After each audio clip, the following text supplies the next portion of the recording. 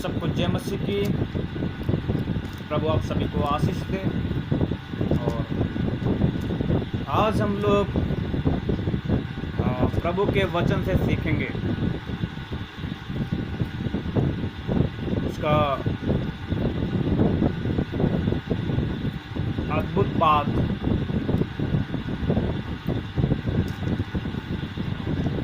मत्ती की पुस्तक उसका 4 अध्याय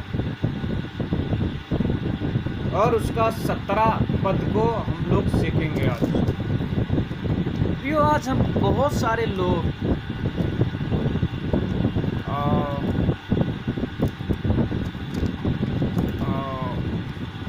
कितने लोग मसीही लोग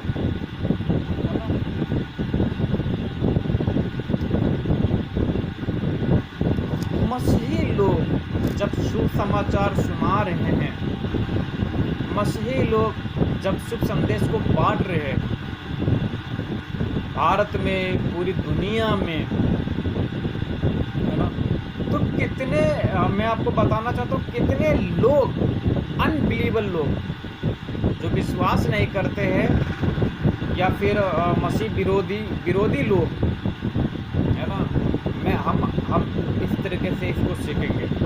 मसीह विरोधी लोग या अन्य भी लोग जो प्रभु के लोगों को सताते भी नहीं हैं, बुरा भी नहीं बोलते, कुछ भी नहीं करते, लेकिन हर एक व्यक्ति के अंदर जो यीशु को नहीं मानते हैं या फिर यीशु को बुरा भी नहीं बोलते हैं, एक सवाल है जो लोगों के मन में कांटों के जैसे चुभता है। एक सवाल है जो इंसान के जो मन में है, जो दिल में है, वो क्या है, चुभता है।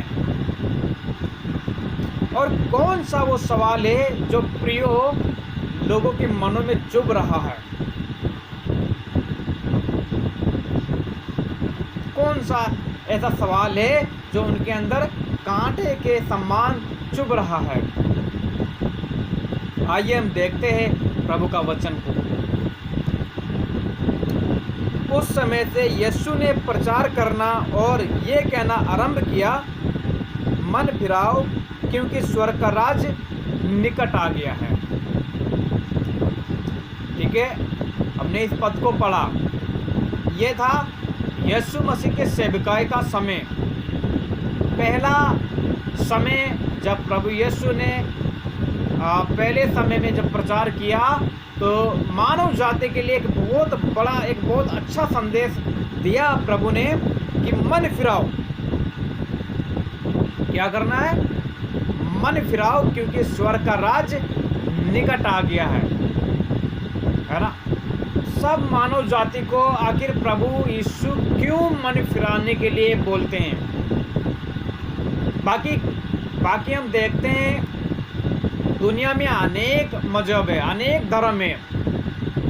किसी भी मजहब में कहीं पर भी ऐसे करके नहीं लिखा है कि तुम मन फिराओ क्योंकि स्वर्ग का राज्य निकट आया है।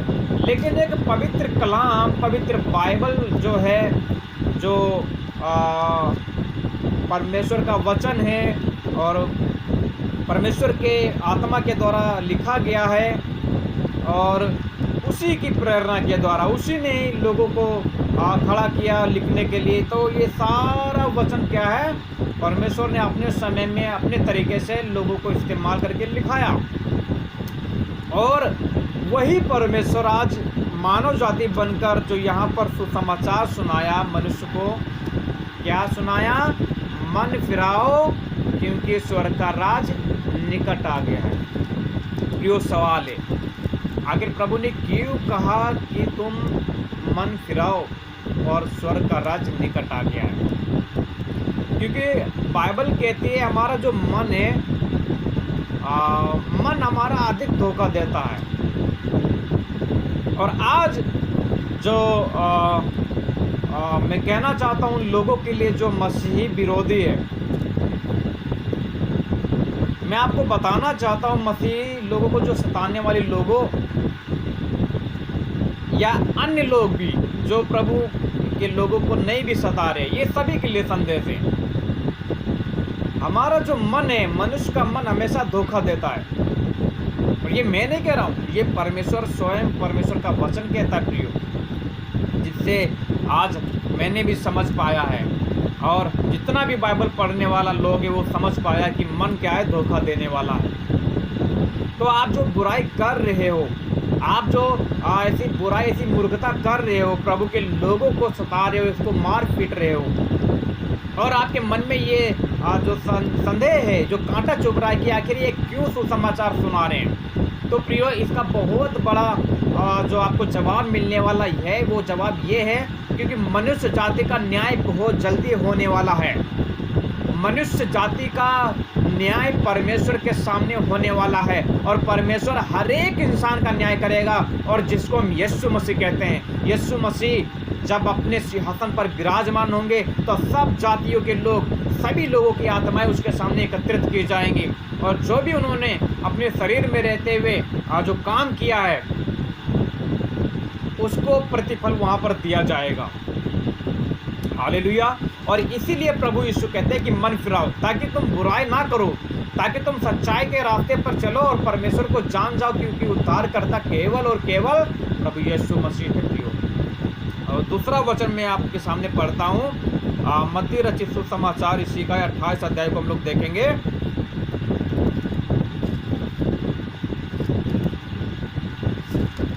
28 अध्याय में भी हम लोग देखेंगे एक प्रभु की बहुत बड़ी बात, एक बहुत बड़ी जो आज्ञा है प्रभु ने जो दिया है अपने लोगों को वहाँ पर, और हम लोग सीखेंगे कि कौन सी आज्ञा है प्रभु ने जो दिया है अपने चेलों को वहाँ पर। आइए हम देखते हैं 28 का 16 से लेकर हम लोग 20 वचन तक पढ़ेंगे प्रियो।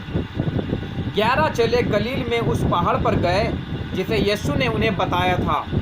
उन्होंने उसके दर्शन पाकर उसे प्रणाम किया, पर किसी किसी को संदेह हुआ।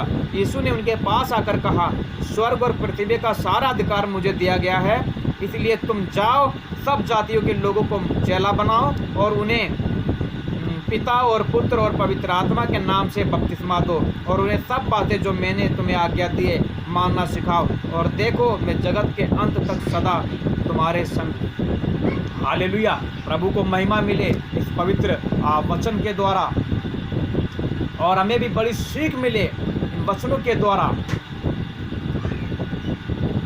प्रभु ने कहा, प्रभु यहाँ पर ये प्रभु यीशु का जो समय था वो तीसरे दिन मुर्दों में से जी उठे थे और 40 दिन तक दिखाई देते रहे, और उसके बाद में ये आखिरी आज्ञा जो दिया है प्रभु ने, लास्ट आज्ञा जो कमांडमेंट दिया है प्रभु ने यहाँ पर स्वर्ग जाते समय, ये काम है परमेश्वर पिता का जो वो खुद करके गए। और आज जितनों ने उसे ग्रहण किया है, मैं आपको बताना चाहता हूँ, बाइबल कहती है वो सब परमेश्वर के संतान बन चुके हैं, क्योंकि उनको अधिकार देती है बाइबल, जितनों ने यीशु पर विश्वास किया वो सब परमेश्वर के संतान होने का अधिकार पा गए।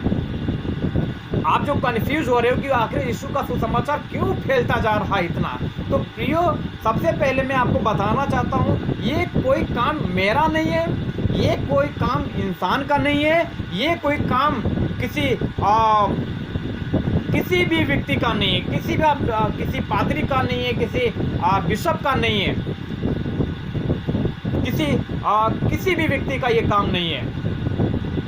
ये तो उस परमेश्वर का काम है जिसने आकाश और पृथ्वी और सारी कायनात को बनाया है। ये उसी का परमेश्वर है और वही मनुष्य को तैयार करके वही अपने लिए अपने सेवकों को चुनता है और उनको इस्तेमाल करता है। और इसीलिए प्रियो, क्योंकि अगर ये काम मनुष्य का होता तो ये बंद हो जाता। आप जो सताने वाले लोग हो, आप जो बुरा भला बोलने वाले लोग हो, ये बात आप जान लो, आरंभ से जब से यीशु मसीह 2021 साल से पहले से ही सताव चालू हो गया था। और आप लोग तो कुछ भी नहीं है, क्योंकि वहाँ पर जो सताव था बहुत बड़ा सताव था। उस समय में राजा लोग भी खड़े हो जाते थे विरोध में और बड़े बड़े लोग खड़े होते थे, और फिर भी इस सुसमाचार को कभी भी बंद नहीं करवा पाए, कभी भी बंद नहीं करवा पाए। कई धर्म गुरुओं उठकर विरोध किया प्रभु यीशु का, सुसमाचार बंद करवाने के लिए, प्रभु यीशु के चेलों को सताने के लिए, प्रभु यीशु मसीह के लोगों को धमकी दिया, बंद कर दो ये सब, ये पंथ का सुसमाचार ना सुनाओ। लेकिन प्रियो मैं आपको फिर बताता हूँ, ये काम किसी इंसान का नहीं है। अगर इंसान का होता तो ये काम कब का बंद हो जाता। ये काम जीवित परमेश्वर का है। जैसे परमेश्वर ने अपने आत्मा के द्वारा अपने लोगों को चुनकर वचन को लिखाया, वैसे ही आज परमेश्वर अपने लोगों को चुनता है और उनके अंदर अपने आत्मा को भेजकर ये काम करवा रहा है। प्रियो समझ रहे हो? मतलब प्रभु यीशु का आत्मा, पवित्र आत्मा, हर एक जो उसका सेवा करने वाला लोग है, जो उसको उस पर ईमान लाने वाला लोग है, जो उसके अनुसार चलने वाला लोग है, उसके अंदर प्रभु यीशु का आत्मा रहता है और वही आत्मा लोगों को आगे बढ़ाता है प्रभु के काम करने के लिए। और इसीलिए प्रियो ये काम बंद नहीं हो रहा है और ना कभी बंद होगा। वचन में लिखा है आकाश और पृथ्वी तो टल जाएंगे लेकिन मेरी बातें कभी नहीं टलेंगी। जब तक परमेश्वर का एक एक वचन एक एक व्यक्ति के पास पहुंच नहीं जाएगा प्रियो, एक एक पृथ्वी का लोग गवाह नहीं बन जाएगा, सबके पास सुसमाचार जाएगा, तब तक अंत नहीं होगा। और ये अंतिम समय है, इसीलिए आज सुसमाचार बड़ी तेजी के साथ फैल रहा है प्रियो। लेकिन मेरा आप लोगों से ये प्रार्थना है कि आप लोग जो ऐसे अनजाने में मूर्खता का काम कर रहे हो, प्रभु के कामों में बाधाएं डाल रहे हो, आप लोग मन फिराओ और विचार करो, थोड़ा सा सोचो, आप सोचिए, आप विचार करिए और उसके बाद में फैसला लीजिए। क्योंकि आप ऐसा ना हो कि कभी गलती कर रहे हो और मरने के बाद आपके आत्मा को परमेश्वर नरक में डाल दे।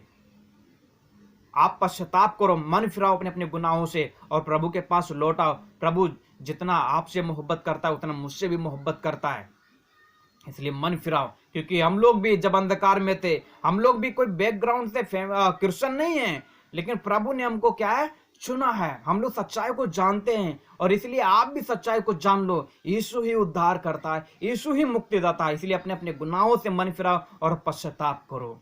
सबको जय मसीह की। प्रभु आप सभी को आशीष दे।